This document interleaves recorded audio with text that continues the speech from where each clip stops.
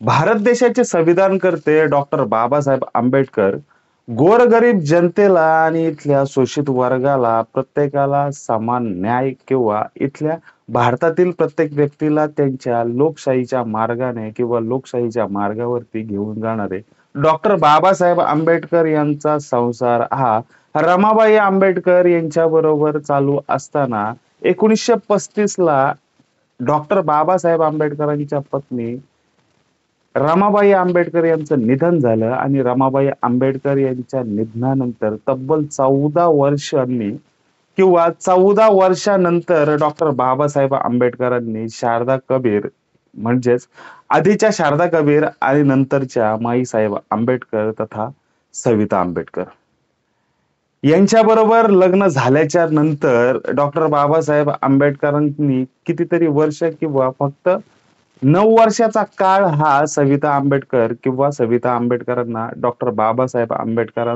यांचा सहवास हा फक्त 9 वर्ष लाभला. याच सविता आंबेडकर आणि डॉक्टर बाबासाहेब आंबेडकर यांच्या प्रेम कहाणीची किंवा यांच्या लग्नाची आज इथे आपण गोष्ट पाहणार आहोत. नमस्कार, मी समीर खंडागळे ऑफिशियल या चॅनलवरती सगळ्यांचे मनपूर्वक स्वागत करतो. आपण जर का या चॅनलवरती नवीन जर का असाल तर नक्की या चॅनलला फॉलो करा, लाईक करा, शेअर करा आणि सबस्क्राईब नक्कीच करा. पूर्वीच्या शारदा कबीर आणि नंतरच्या डॉक्टर बाबासाहेब आंबेडकरांनंतर लग्न झाल्याच्या नंतरच्या सविता आंबेडकर आणि डॉक्टर बाबासाहेब आंबेडकर यांची ओळख ही नक्की कुठे झाली किंवा त्यांची भेट कुठे झाली हे आधी आपण समजून घेऊया.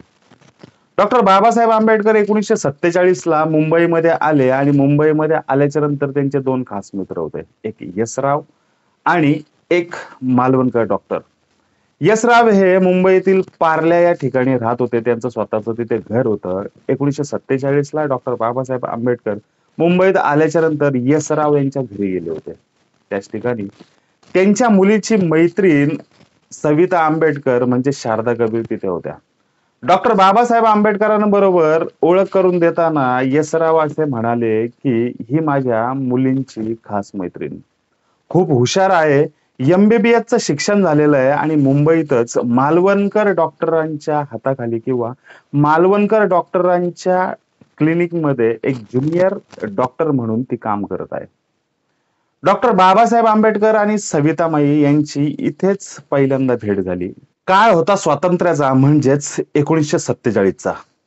याच 1947 मध्ये डॉक्टर बाबासाहेब आंबेडकरांना कितीतरी परिस्थितीला सामोरं जावं लागत असताना सुद्धा डॉक्टर बाबासाहेब आंबेडकर हे आपल्या धीट मनाने इथल्या अनेक वर्गासाठी किंवा इथल्या गरिबांसाठी लढत सुद्धा होते. परंतु डॉक्टर बाबासाहेब आंबेडकरांच्या मनात कधी कधी दुसऱ्या लग्नाचा विचार सुद्धा यायचा.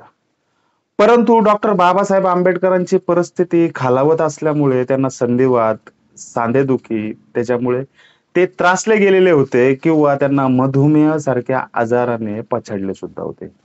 येथेच मालवणकरांच्या तिथून सवितामाई यांची ओळख झाल्याच्या नंतर डॉक्टर बाबासाहेब आंबेडकर पुन्हा राजगृहावरती जाणार होते. डॉक्टर बाबासाहेब आंबेडकर म्हणाले, चला सवितामाई, मी तुम्हाला तुमच्या घरी सोडतो. राजगृहाच्या समोरच असणार पोर्तुगीज चर्चच्या बाजूलाच सवितामाई राहत होत्या.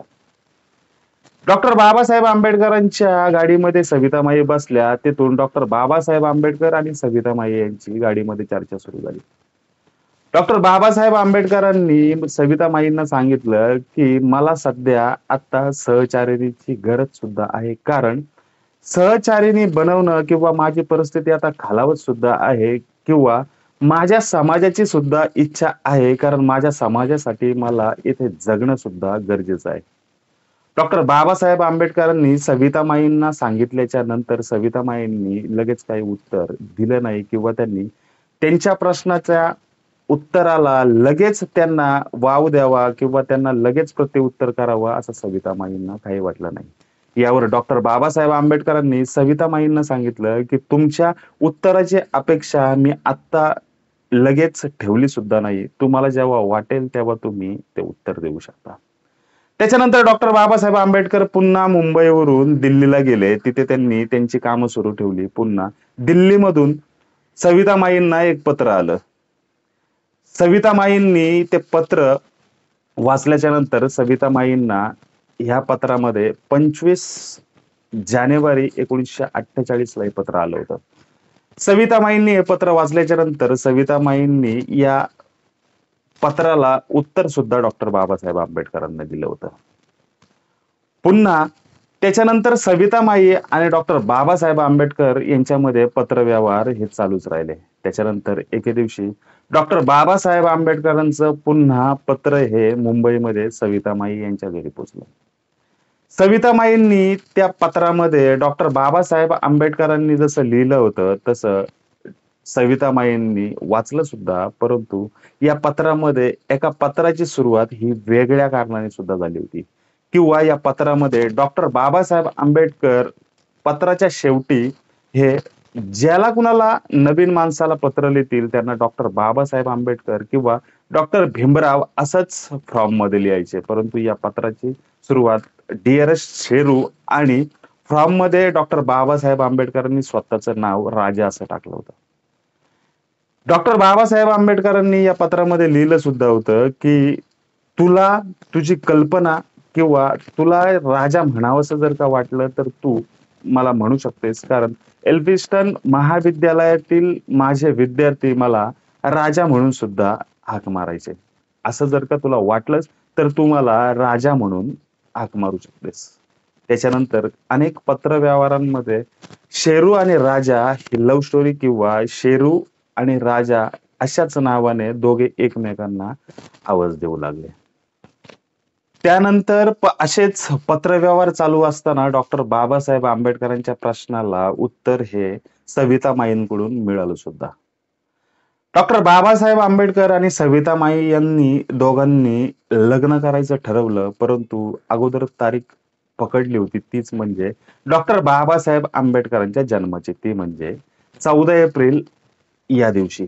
परंतु याच दिवशी डॉक्टर बाबासाहेब आंबेडकरांना कितीतरी लोक भेटायला येतात किंवा त्यांना वाढदिवसाच्या शुभेच्छा द्यायला येतात, त्याच्यामुळे 14 एप्रिल कॅन्सल केली. त्यानंतर वार गुरुवार दिनांक 15 एप्रिल 1948 ला सविताबाई आंबेडकर आणि डॉक्टर बाबासाहेब आंबेडकरांनी लग्न करायचं ठरवलं. परंतु या लग्नाला जास्त लोक नसावीत किंवा या समारंभाला जास्त लोक नसावीत, मोठी गर्दी नसावी, मोजक्याच लोकांमध्ये हा विवाह संपन्न झाला पाहिजे असं डॉक्टर बाबासाहेब आंबेडकरांना सुद्धा वाटत होतं.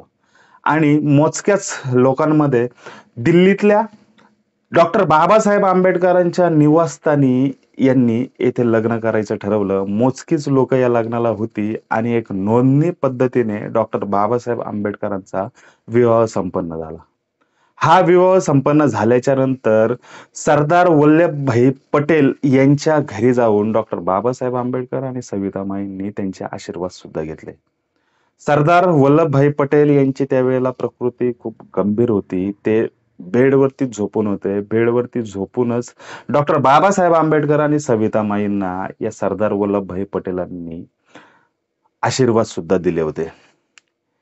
त्याच्यानंतर काही 9 वर्षातच डॉक्टर बाबासाहेब आंबेडकरांचा सहवास हा माई साहेबांना फक्त 9 वर्ष लाभला, कारण डॉक्टर बाबासाहेब आंबेडकरांचं निधन हे 6 डिसेंबर 1956 ला दिल्लीमध्ये झालं.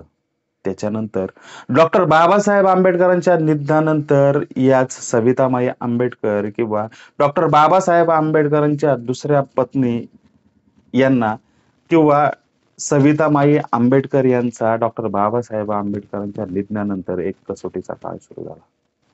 सवितामाई आंबेडकरांना किंवा विविध आक्षेप किंवा सवितामाई आंबेडकरांवरती काही संशय सुद्धा सुरू झाला की डॉक्टर बाबासाहेब आंबेडकरांचं निधन हे सवितामाईंमुळेच झालं. पुन्हा सवितामाईंनी काही वर्ष याच डॉक्टर बाबासाहेब आंबेडकरांच्या समाजाबरोबर किंवा या समाजापासून सवितामाई खूप दूर राहिल्या. त्याच्यानंतर पुन्हा एकदा सवितामाई मुंबईमध्ये आल्याच्या नंतर त्यांनी डॉक्टर बाबासाहेब आंबेडकरांच्या विचाराची किंवा संघटनेची आणि डॉक्टर बाबासाहेब आंबेडकरांच्या पक्षाचं काम पुन्हा सुरू ठेवलं आणि डॉक्टर बाबासाहेब आंबेडकरांच्या कार्याचा उजाळा पुढे हा झळकत राहावं याच्यासाठी त्या समाजाला मार्गदर्शन सुद्धा करू लागल्या. याच डॉक्टर बाबासाहेब आंबेडकर आणि सविता माईंच्या अर्थात आधीच्या शारदा कबीर आणि आत्ताच्या आमच्या माई साहेब यांच्या लग्नाची हिस्टोरी तुम्हाला कशी वाटली नक्की एक कमेंट करून याच चॅनल वरती नक्की सांगा. आम्ही तुमच्या कमेंटची वाट बघतोय. धन्यवाद.